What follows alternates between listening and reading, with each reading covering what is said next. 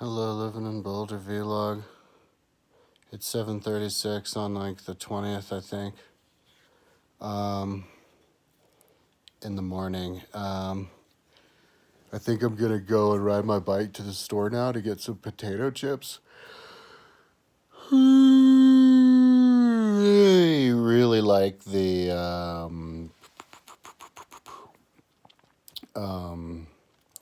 sea salt and vinegar ones. And I was gonna get something else. Oh yeah, I like the seaweed flakes. They just started having those. So yeah, I've been working doing Cicero. I didn't realize how much I missed. It's solely wacky. I thought I grabbed everything. I don't know what the deal is. I found out about these other Cicero books from my LibriVox page. My free audio history books page is on my website, and so I did. Yeah, there's the books of the politics of Cicero. I was gonna watch a YouTube video of this dude talking about it. A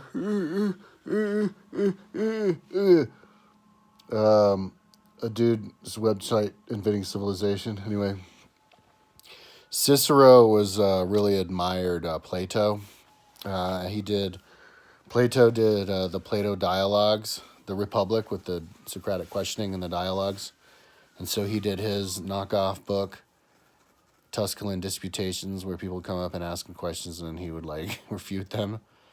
And then, and then there's the politics. And the politics were kind of like his answer to Plato's book, I guess Republic, where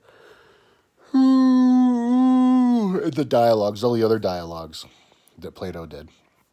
So he's got these political dialogues. And so I already put up the first one, Commonwealth, and now they have the one called On the Laws, because Plato had a book called On the Laws. And but I decided, I was looking at this book and I was like, how am I going to organize this? Because it was divided into 3 books, and it was just, three guys talking that I saw, 3 dudes talking. And some guys talk longer, some talk less, and then that's it, for the 3 books. But the 3 books was 265 pages, and so that's like close to 100 pages per book. So that's kind of not a good process of breaking it up like how I usually do with books. I break them up into the smaller than a page sections, and even a tenth of a page section. And so I looked at them. I go, okay, so what am I going to do? Should I break them up into the different people? Because I don't think I did that intricately in the other books. And so I decided, yeah, let's do it.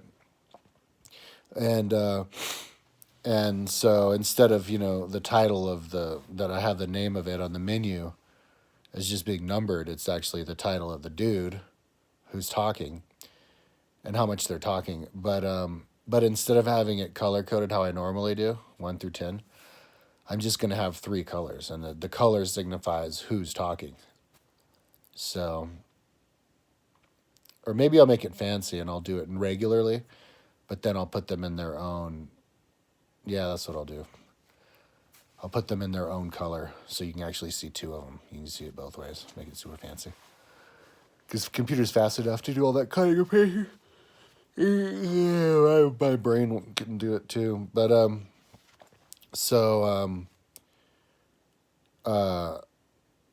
I think that's a breakthrough in literature and how to write stuff, because it really illustrates, conversations are a big part of literature, and it illustrates the conversation in a better way than I've ever seen, because you see the colors of the people who talk. So when you see, because I did a count on the second of the 3 books of how many times somebody talked, and it was 89.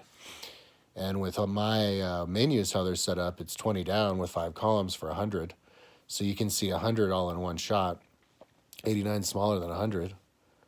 So, but it's almost 100. So it's like taking up the whole screen, and that's the entire conversation. with the color coded, you can see who talked and how much each person talked, right? Because all the colors are there, and you're looking at it all at once. And then, of course, you can see the numbers there, because then I put my numbers in of how many pages they talked and how long they talked. So, yeah, it's just a really cool, good way to have a map of a conversation. I've been doing books this way, but an actual conversation intricately broken down like that. With just the people talking, if you wanted to get super fancy, you could even put a little blib on what they talked about. Dang. On each part. But, yeah, but, it's good. It's another good reason to have that up is because sometimes somebody goes off on some really long speech. And if you have it on there on the map, on the top, on the menu, and then you can see which one it is, which time they talk was a long one, because you're right, because it has the words behind how many words it is behind it. So next to it. So yeah, and then I'm gonna listen to it. Of course, today I was listening to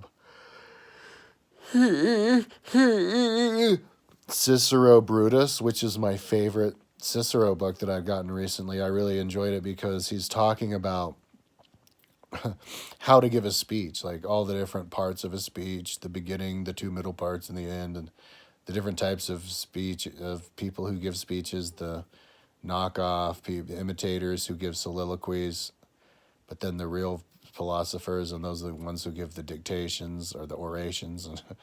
Anyways, I've talked almost 7 minutes. So yeah, I'm gonna go on Cicero the rest of the day, and then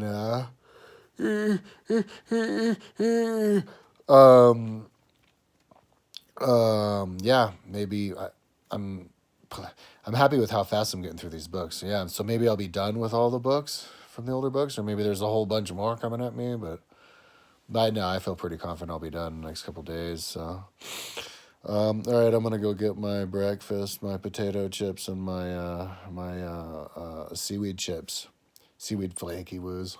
Okay, have a good one.